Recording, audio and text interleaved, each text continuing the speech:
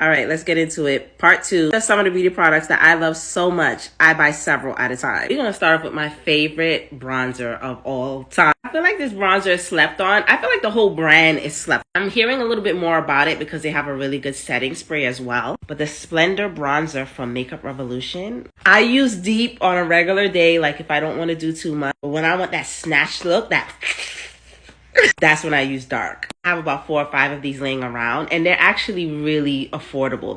This is about $6. And one of the things I love about this bronzer, even though I'm on the deeper side of the spectrum, it does not make me look muddy. It doesn't give me that gray cast.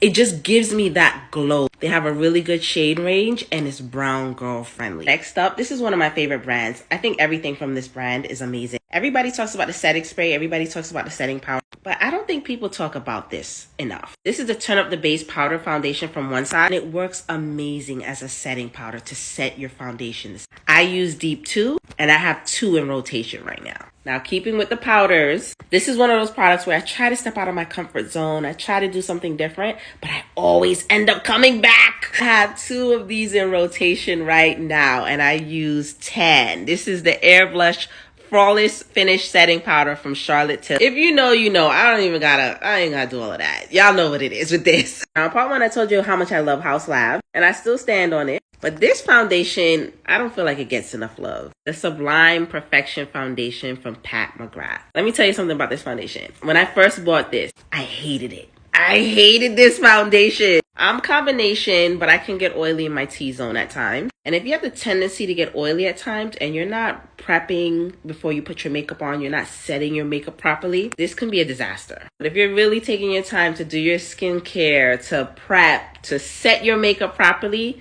this foundation looks amazing. I've been going back and forth between this foundation and Haus Labs. It's medium coverage, I would say, but buildable. I use shade 32 and 34.